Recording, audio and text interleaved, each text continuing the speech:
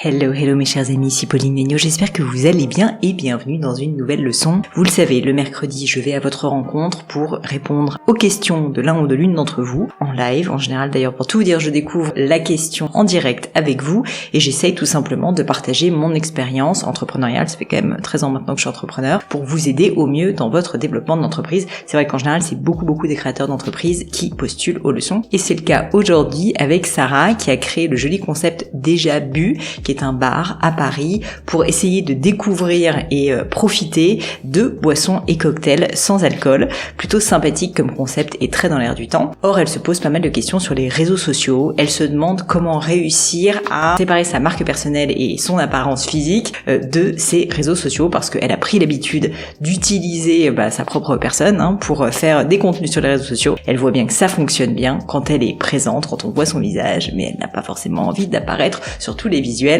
Et je le comprends, et donc elle se dit mais comment est-ce que je peux faire pour me séparer de mes réseaux sociaux? Ça c'est la première question. Et la deuxième question, toujours sur le terrain des réseaux sociaux, comment réussir à communiquer sur son concept sans trop mettre en avant les marques qui sont dans son bar, parce qu'elle a plutôt envie de parler de son concept plus que des marques. Bref, comment réussir à faire un peu la part des choses sur le monde dangereux et surtout très complexe des réseaux sociaux, c'est précisément le sujet qu'on a abordé aujourd'hui avec Sarah. J'en profite pour vous dire, avant qu'on passe à la suite de l'épisode, que je serais hyper heureuse, sincèrement, si jamais vous pouviez diffuser un épisode de podcast qui vous a plu, liker mes posts sur les réseaux sociaux, peut-être mettre un commentaire ici, quand il y a vraiment quelque chose qui vous intéresse, qui vous interpelle, que je produis, eh bien sachez que le meilleur cadeau que vous puissiez me faire, c'est sincèrement tout simplement de le partager, de le relayer, de le commenter. Si vous avez 2 minutes à perdre, ça me ferait vraiment très chaud au cœur. Voilà, fermeture de cette parenthèse. Et on passe tout de suite à la leçon. Je vous en dis pas plus, rendez-vous avec Sarah pour cette nouvelle leçon.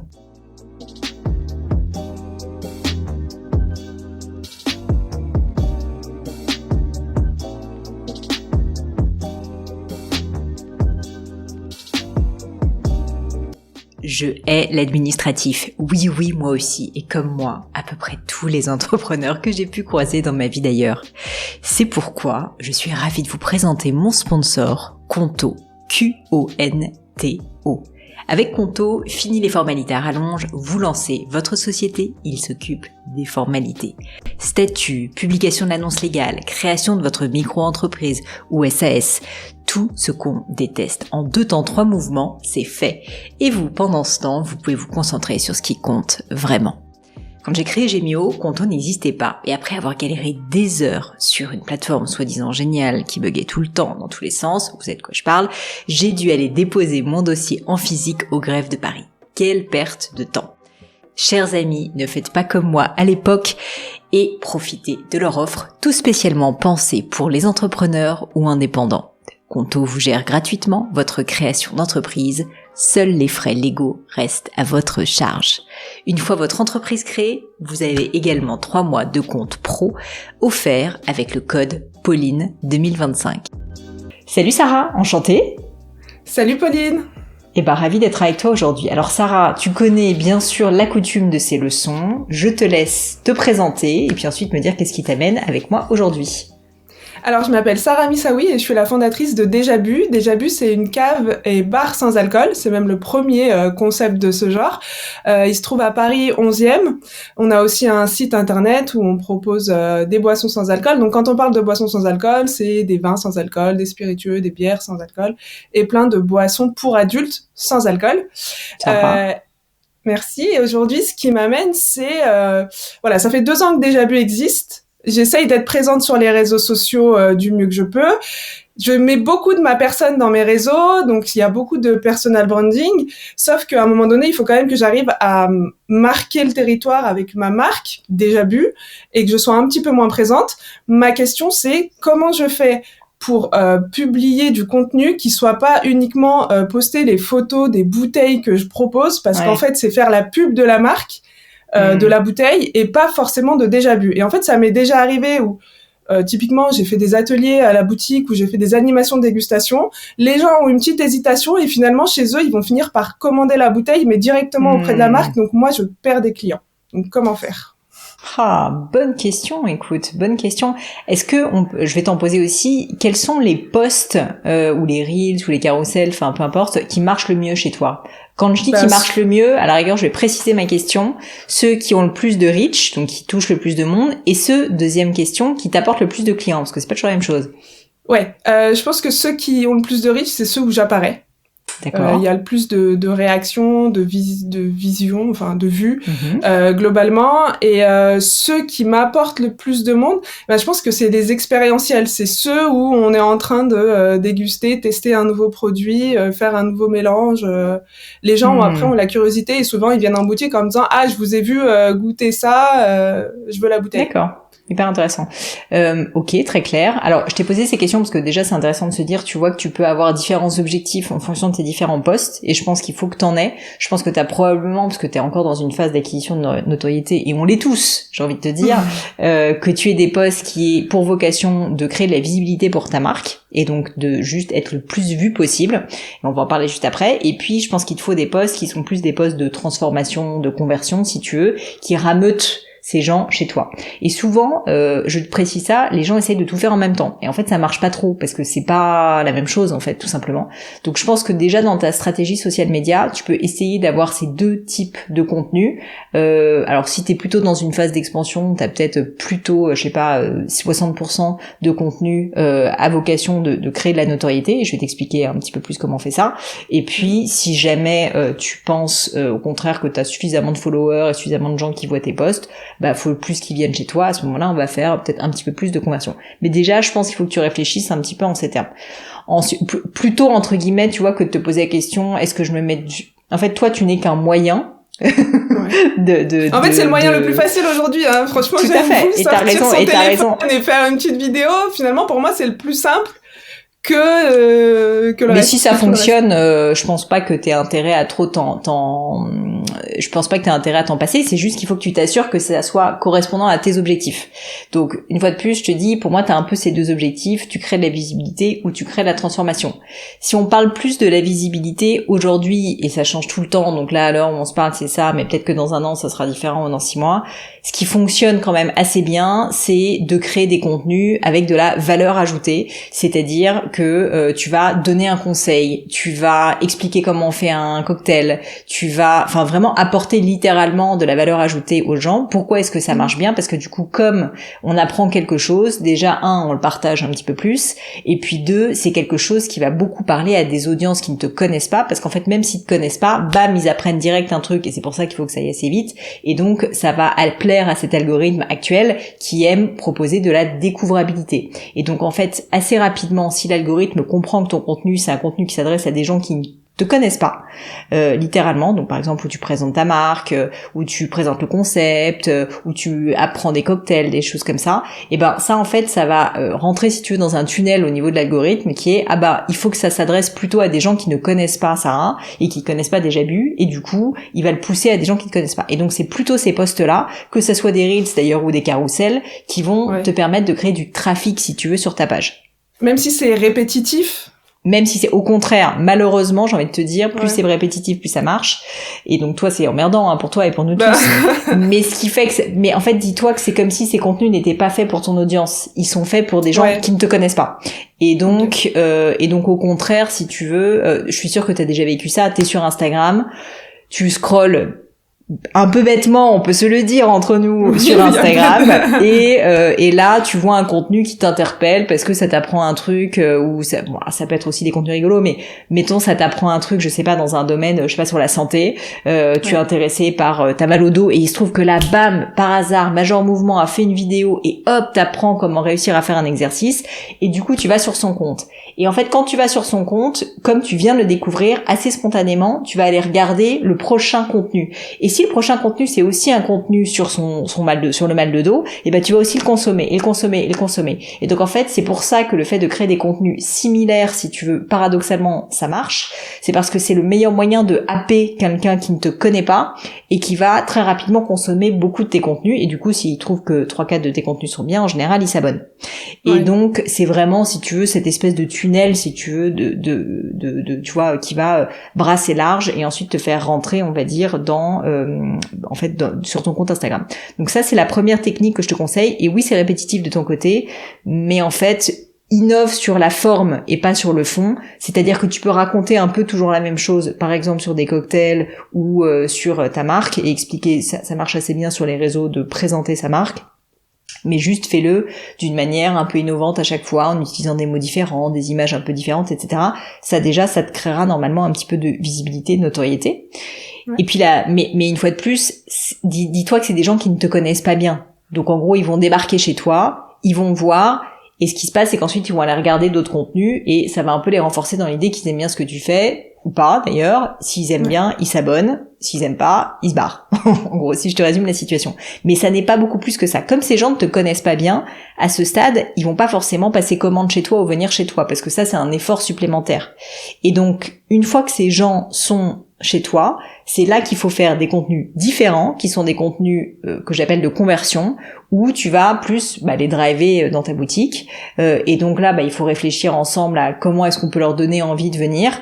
Mais tu vois, typiquement, c'est moins, si tu veux, du contenu sur où tu vas leur apprendre quelque chose. C'est plus effectivement ces contenus expérientiels, ces contenus, et ça m'étonne pas que tu me dises que c'est ceux-là qui t'apportent le plus de gens dans ta boutique. C'est plus des contenus où tu vas montrer l'expérience, où tu vas montrer que les gens passent un bon moment. Voilà, enfin des témoignages aussi peut-être. Ouais, c'est ça. Et après, en fait, le truc, c'est que aujourd'hui, il y a des marques qui drivent vraiment le sans-alcool. Tu vois, il y a un pétillant, un spiritueux vraiment très fort, parce qu'ils font beaucoup de marketing, qui sont très présents sur les réseaux sociaux, et ça nous attire du monde. Super.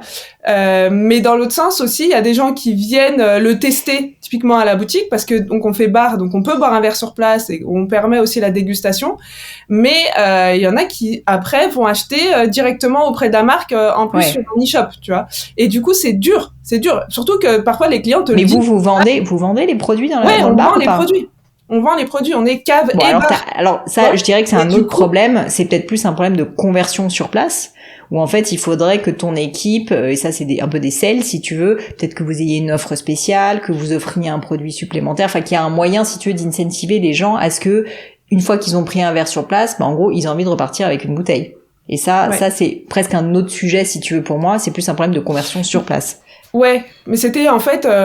tu vois, je suis consciente qu'il y a des marques fortes. Ces marques fortes, elles sont présentes chez Déjà Bu, mais du coup, parfois, elles éclipsent ou elles sont un peu, tu vois, elles éclipsent un peu le concept et les gens vont plus s'attacher au produit, à la marque, et ils vont le chercher en direct, quoi. Et du coup, je me dis, ok, j'ai envie d'en parler, j'ai envie de les mettre en avant sur mes réseaux, mais si les gens ils le découvrent à travers mes réseaux et que finalement ils vont l'acheter sur le site de la marque, je perds du temps et je brasse de l'air et c'est pas cool, quoi, tu vois. Je comprends. Après, sincèrement, là, je pense que t'essayes d'optimiser et je comprends, mais à un moment donné, tu vas pas pouvoir empêcher des gens, sur place, je pense que tu peux la conversion essayer d'améliorer, comme je le disais. Donc, une fois qu'ils sont venus chez toi, au moins que vous arriviez à mieux transformer les gens qui sont venus et qui ont passé commande déjà d'un verre à boire pour qu'ils passent commande de la bouteille aussi.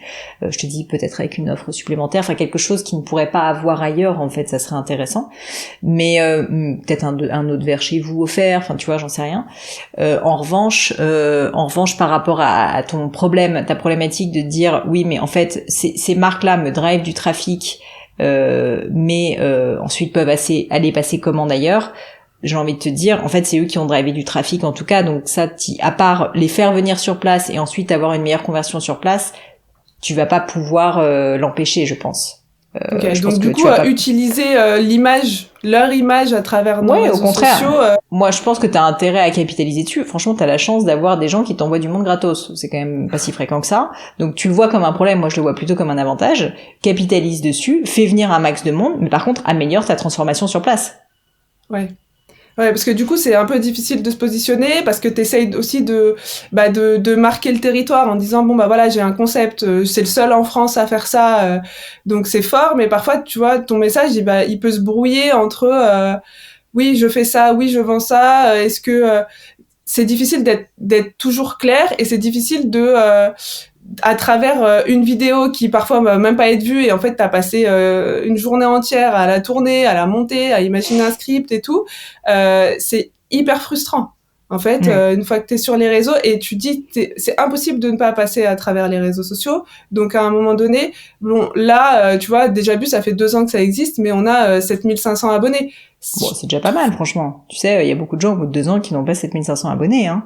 C'est pas si, j'arrive franchement, pas à me rendre compte, mais j'ai pas l'impression que la progression, elle soit Après, tu sais, la réalité aujourd'hui, et je t'aurais pas dit ça il y a encore un an, mais c'est que la réalité, c'est que je pense que l'enjeu aujourd'hui sur les réseaux sociaux, il est plus tellement de gagner des abonnés, parce qu'en fait, en réalité, la plupart des contenus que tu vois sur les réseaux sociaux ne sont pas les contenus des gens auxquels tu es abonné. Ce sont des contenus en plus, découvrables, parce que quelqu'un a posté quelque chose et que l'algorithme a décidé de te le mettre en avant.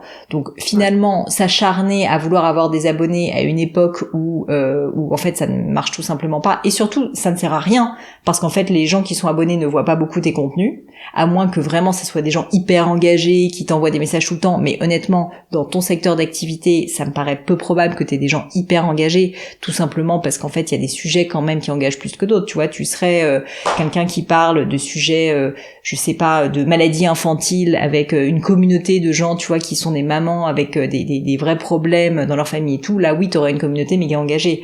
Toi comme moi en joaillerie, toi dans la boisson, en fait c'est pas évident d'avoir des communautés. C'est quand même, faut quand même le dire les choses aussi telles qu'elles sont, tu vois. C'est pas, tout le monde n'a pas le même niveau, si tu veux, d'engagement, aussi juste parce que tout n'est pas propice au même niveau d'engagement. Donc ça déjà je te le dis. Par ailleurs je te dis aussi quelque chose, c'est que actuellement, enfin moi par exemple chez Gemio, je ne me bats pas pour essayer d'avoir des abonnés, et sur mon compte personnel non plus, parce que aujourd'hui, je te dis ça maintenant, on est en février 2024, si ça se trouve ça sera différent l'année prochaine, mais aujourd'hui essayer d'avoir des abonnés sur Instagram, je parle d'Instagram, malheureusement ça ne sert plus à grand chose, parce que c'est pas, tes abonnés ne voient pas tant que ça tes contenus, tu le sais. Donc par contre, essayer d'aller toucher des nouvelles personnes, et c'est pour ça que je t'incite plutôt à essayer de créer des contenus sans essayer de générer des abonnés, mais plutôt pour aller chercher de la découvrabilité, donc chercher des personnes qui ne te connaissent pas, et donc ces fameux contenus où il faut vraiment que tu te dises comment est-ce que je peux interpeller quelqu'un qui ne connaît pas du tout ma boîte, et donc qu'est-ce que j'ai envie de lui raconter, tu vois, où il apprenne quelque chose, où il se dit waouh c'est quoi ce concept de dingue, enfin tu vois, un peu qui éveille la curiosité. C'est plus ça à mon avis la démarche que tu dois avoir, plutôt que d'essayer de rameuter de l'abonné, parce qu'une fois de plus, l'abonné c'est pas tellement le sujet, t'as plutôt envie d'avoir quelqu'un qui va voir ton contenu, qui va ensuite aller voir ton compte et qui va se dire ah bah peut-être que je vais aller voir cette marque et que je vais essayer si tu veux leur concept. Parce que là encore, je te dis, c'est malheureusement l'abonné aujourd'hui c'est un combat un peu perdu d'avance, franchement. Ouais, c'est plus une question d'image ou de fausse notoriété. Oui. Je sais pas pourquoi on s'attache un peu à ça, parce que il y a on a l'impression d'avoir un peu de reconnaissance, même si au final ce qui compte pour moi c'est que les clients ils viennent à la boutique, il y a pas de sujet là-dessus, mais c'est vrai que voilà, on y met beaucoup d'énergie et c'est difficile de mesurer ce qu'on récupère derrière.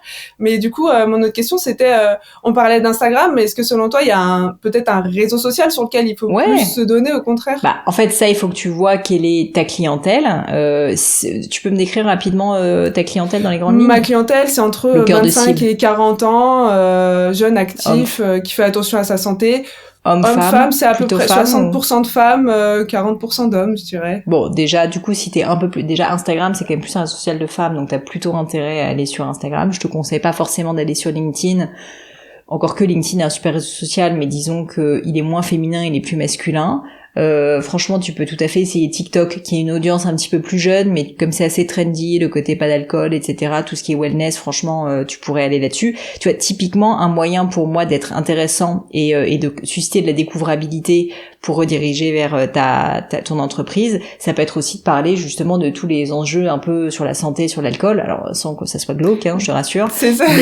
Mais tu vois, tu peux dire que, enfin, tu peux essayer de tourner d'une manière positive le fait que enfin tu vois, boire de l'alcool c'est 2010 et que maintenant ce qui est cool c'est de pas boire de l'alcool et d'être entre gens stylés qui boivent un cocktail free virgin quoi. Et expliquer peut-être les enjeux, tu vois, autour de la consommation d'alcool, sans évidemment parler d'alcoolisme, mais plutôt du fait que ça a des impacts positifs sur la longévité, sur le sommeil, etc., de ne pas boire d'alcool. Mais c'est très dur, hein. Tu sais, on se prend beaucoup de mauvais commentaires, de commentaires, c'est difficile. Parler d'alcool et parler de sans alcool, ouais. déjà la frontière pour ne pas être retoqué par Instagram. Donc ça c'est dur. Et puis surtout les personnes en face, elles ont beaucoup de mal parce que le rapport à l'alcool en France, il est très particulier. En France, c'est sûr qu'en France, t'es pas dans le pays où c'est le plus facile. Mais d'un autre côté, tu sais, c'est aussi quand il y a le plus de débats que les choses émergent. Je pense que t'as vraiment essayé d'aller attirer. Tu vas toujours te taper des haters, mais d'un autre côté, c'est ça qui va faire aussi que tes posts ils vont être vus par plus de monde. Ouais. En revanche, aller toucher du doigt des communautés de vrais gens investis sur ce thème et pour qui ça compte, ça serait hyper intéressant. Tu vois que t'arrives à toucher plus ces communautés-là. Ouais, c'est vraiment pour moi l'enjeu de 2025, tu vois, c'est vraiment de réussir à communiquer. Donc là, j'ai bien compris. Merci beaucoup. Je pense sur plus des femmes, honnêtement, dans le monde un peu de la santé, wellness, etc. Je pense que c'est plus ça, tu vois, vers quoi t'aurais intérêt à tendre. Ouais, et du coup ne pas hésiter quand même à utiliser l'image des bouteilles, même si. Moi, je pense que ça pose. Enfin, personnellement, je le vois plus comme un avantage compétitif que comme un problème. Pour l'instant, si tu veux, si c'est un moyen d'accélérer, après plus tard, t'auras certainement la liberté, si tu veux, de changer. Mais pour l'instant, si ça t'amène du trafic, moi, au contraire, je m'en passerai pas. À l'inverse, ce que je ferais, c'est que j'essaierais de mieux transformer sur place pour que vraiment, non seulement il t'amène du monde, mais qu'en plus t'arrives à vendre ses bouteilles. Ouais, et par rapport au personal branding, donc comme je te disais, j'incarne vraiment la marque. Déjà Bu, c'est moi. Donc parfois il y a des clients qui viennent et je suis pas là, ils sont presque déçus de pas me voir parce qu'ils me voient sur toutes les vidéos. Est-ce que je devrais continuer dans ce sens et apparaître Non, pas déjà. Je pense que t'as raison de vouloir essayer, déjà pour pas que ça soit entièrement dépendant de toi et que justement le compte Instagram il puisse vivre sans toi. Après, là aussi c'est un avantage compétitif. Donc si ça fonctionne, fais-le, mais essaye de trouver des idées, tu vois, ou par exemple si tu capitalises sur ces fameuses bouteilles et ces marques, tu vois, qui marchent bien, tu peux peut-être essayer de faire en sorte que ça soit pas toi qui le fasse, mais je sais pas, une autre personne de ton équipe, vous travaillez un brief ensemble. À la rigueur, ce que tu peux faire, c'est tu montres les posts qui ont le mieux marché que tu as fait à cette personne de ton équipe et tu lui demandes de refaire la même. Et puis les gens verront bien, tu vois. C'est compliqué, elle veut pas apparaître sur les réseaux sociaux. Oui, alors ça donc ça c'est encore autre chose, mais ouais, c'est juste voilà, tu vois, t'apparais pas sur toutes les photos de Gemio, ce serait fou, mais même si t'incarnes la marque, tu vois, et du coup moi, c'est je ce suis que peu présente. J'aimerais atteindre, on sache que oui, c'est moi qui ai fondé Déjà Bu, mais j'ai pas besoin d'apparaître dans toutes les vidéos tout le temps et que ça paraisse... Après c'est une question aussi de moyens parce que comme tu l'as compris, c'est plus difficile. En fait, la raison pour laquelle le personal branding c'est sympa, c'est que c'est aussi littéralement toi avec ton téléphone, tu te fais un face cam, enfin c'est assez rapide.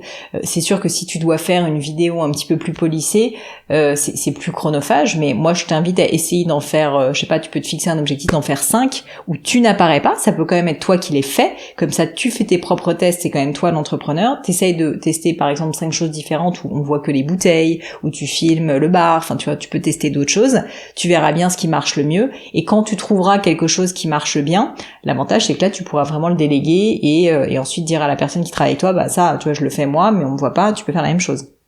Ouais, ça marche. Merci beaucoup pour tous tes conseils. Écoute, avec plaisir. J'ai hâte que tu m'en dises plus. Alors en 2 mots, Déjà Bu, c'est ça, l'adresse, c'est ça. À Paris. À Paris, 4 rue Popincourt dans le 11e, on a aussi un site internet, dejabu.shop, où on peut découvrir plein de boissons hyper sympas. On n'est pas là pour dire aux gens de pas boire de l'alcool, mais juste de redécouvrir le goût et le plaisir d'un bon verre sans l'alcool. Écoute, super intéressant. Merci 1000 fois Sarah pour ton temps et du coup Merci bien sûr messieurs dames, allez follow Sarah sur Instagram ou plutôt Déjà Bu puisqu'en fait c'est bientôt plus Sarah qui va faire les posts comme vous l'avez très bien compris. Et puis je te souhaite évidemment bonne chance pour la suite, il en faut toujours un peu. Vous messieurs dames, si vous appréciez ces épisodes, n'hésitez pas bien sûr à les partager, à les diffuser. Je t'invite à le faire aussi bien sûr Sarah puisque c'est comme ça que le podcast se fait connaître et donc il ne faut pas hésiter, je ne fais pas de publicité, c'est vraiment juste bouche à oreille, donc voilà, je vous le rappelle parce que ça me fait extrêmement plaisir et surtout ça fait beaucoup de bien au podcast quand vous diffusez, donc faut pas hésiter. Merci beaucoup Sarah et puis à bientôt. Merci.